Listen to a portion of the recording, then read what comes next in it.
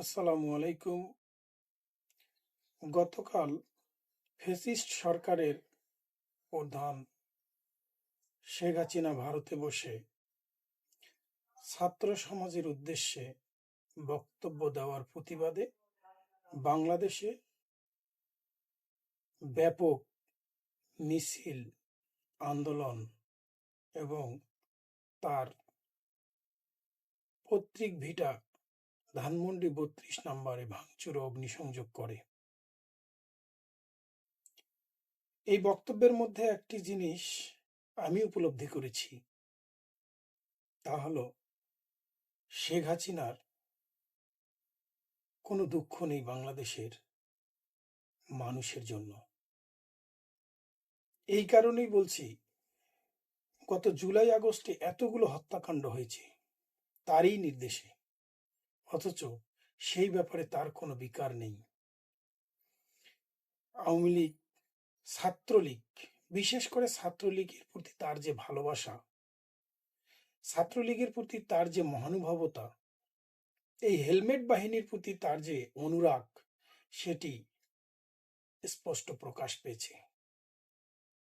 আমি এই হেলমেট বাহিনী তথা ছাত্রলীগের প্রতি দৃষ্টি আকর্ষণ করে বলছি, তোমাদের এই নেত্রী, তোমাদের এই মা নিজে কিন্তু সেফ এক্সিট নিয়ে ভারতে বসে এইসব তোমাদের সাহস সহযোগিতা বাড়াচ্ছে, মানে তোমাদেরকে আরো বিপদের দিকে ঠেলে দিচ্ছে।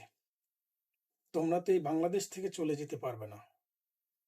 সে বসে বসে ওখানে প্রোপাগান্ডা চালাচ্ছে আর তোমাদেরকে দিন দিন বিপদের দিকে ঠেলে দিচ্ছে। এই ভালোবাসাটা কেমন, আমার মনে হয় একটি উদাহরণ দিলেই ছাত্রলীগ বুঝতে পারবে। ছাত্রলীগের একজন নেতা বা কর্মীর খুব ভালোবাসা ছিল এক মেয়ের সঙ্গে। সেই ছোট্টবেলা থেকে ভালোবাসা,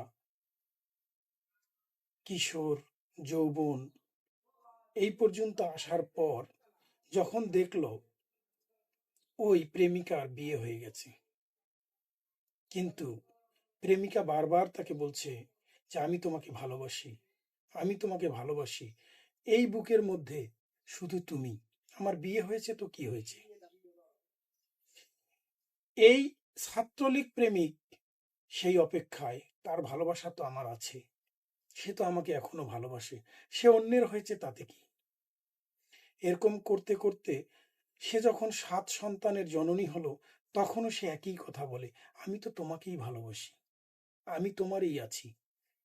বেকুব ছাত্রলীগের সেই প্রেমিক, তার কথায় এখনো উন্মাদের মতো সাধারণ মানুষের উপর অত্যাচার করার প্রচেষ্টা চালায়। ঠিক তেমনি শেখ হাসিনার এই ভালোবাসা ছাত্রলীগের প্রতি। বেকুব, বোকা, গাধারামেরা, এখনো সময় আছে, নিজের ভুল স্বীকার করো, প্রায়শ্চিত্ত করো, এই বাংলাদেশই আমাদের সঙ্গে সুষ্ঠু সুন্দরভাবে বাস করো। শেখ হাসিনা আর কখনো এই দেশে আসবে না, কারণ সে কি ফাঁসিতে ঝুলতে আসবে?